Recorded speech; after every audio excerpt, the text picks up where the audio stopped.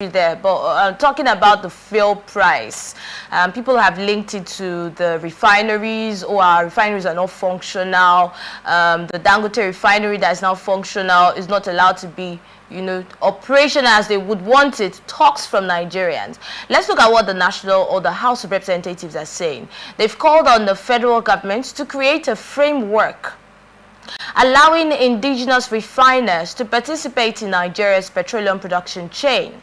This resolution was adopted following a motion by Deputy Minority Whip, that's George Ozodinobi, emphasizing the importance of harnessing national resources for prosperity. He highlighted the loss of lives and revenue due to the lack of regulation for artisanal petroleum refining, a long-standing practice in the Niger Delta. And he has pointed out that in 2016, the government proposed integrating artisanal refiners to boost local content in the oil sector. But little has changed, leaving the Niger Delta with severe environmental damage and a reliance on foreign refined product. Now, the lawmaker has criticized the ongoing destruction of artisanal refineries by security agencies, calling for better support of indigenous technology as seen in developed nations. The motion received unanimous support, with Deputy Speaker Benjamin Kalu urging the Nigerian Upstream Petroleum Regulatory Commission to draft a framework to formally integrate artisanal refiners into the sector. Mazi, this news is good news for a lot of people and a shock to some, because even while I was going through the news, I was surprised that it was, supported by other lawmakers. But that's on one side. There have been calls for the government to look into these artisanal refineries. When we hear security agencies telling us that they found these refineries and what they do, sometimes you hear that they set it on fire. These things are wasted. These are products that are being wasted. Talking about the crude oil now, it's been wasted.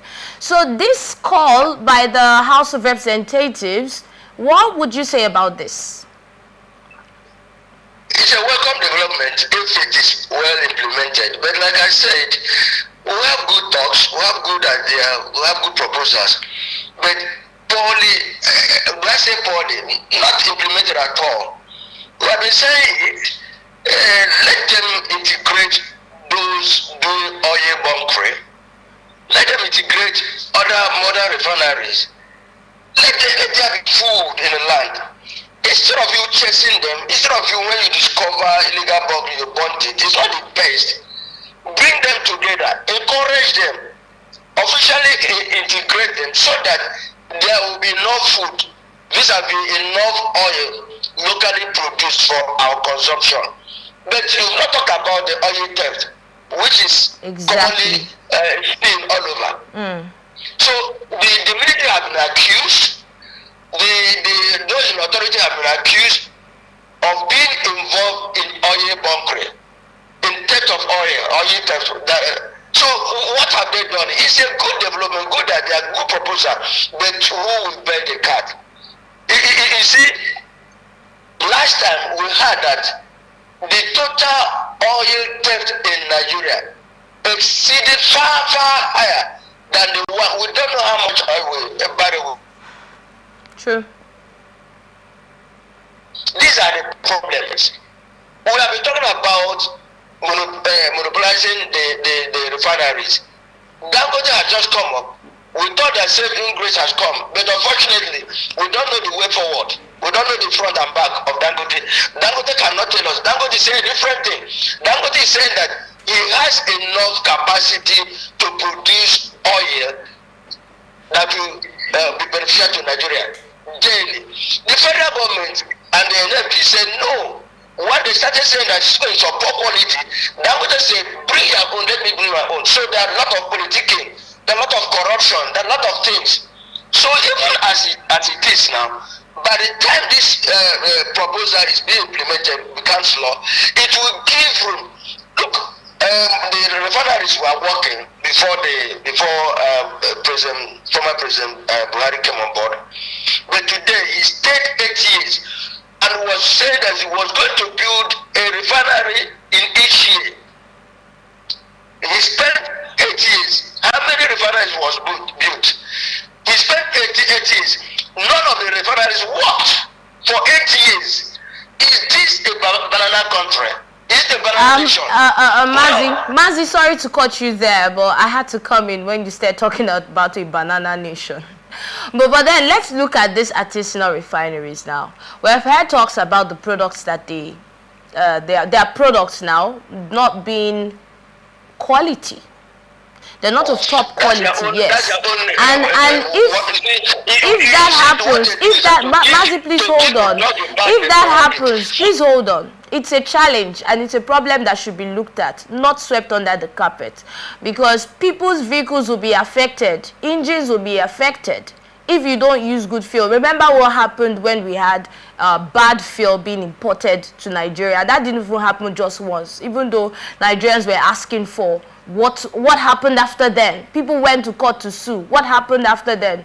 People were saying that people should be penalized for it. But let's come back to what would happen, the effects of this product if they are not top-notch, if they are not quality. That's a challenge that should also be discussed if we talk about approving artisanal refineries.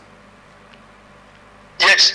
You see, the way forward or the way to go about it, these people are producing whatever you may call it, poor quality the fuel. Now bring them. Let government come in. Let government now be the one that will train, that will support them, and let us get the best quality. Just like people are saying made in Aba. Those traders in Ariare, bring them. Look at what the former governor did in Aba. He sent them to China to be trained how to produce quality products in Ariare. And today it's good. The government should bring these people, integrate them, send them abroad for training, so that when they come back, the private refinery they are using can be used now. They can now use it to produce the best quality. Then you talk about the propaganda. But remember when Dangote started his own, the federal government accused him of also producing poor quality. Dangote said no. You see, because of corruption, there are people benefiting from these things. They don't want to see the light of the day. So Dangote has now refuted their own. Say, look, my own is substandard. My own is even the best. That one died off. When you talk about poor quality production, yes, it is possible. But then, when you integrate them, bring them together, you will not be able to train them the best way to go, the best improvement. Then you will be able to watch them, guide them.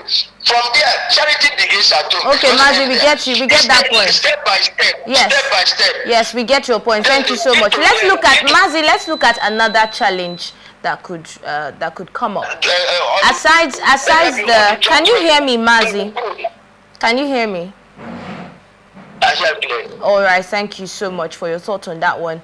But let's look at another challenge that could come up. Aside the products now, I know you've talked about the government bringing them in and integrating them into the system. But remember that these artisanal refineries are being operated with stolen crude oil.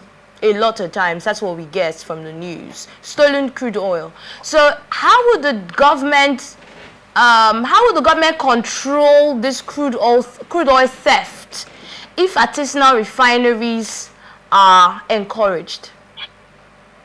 It's not going to be a day job. It's going to be a gradual process.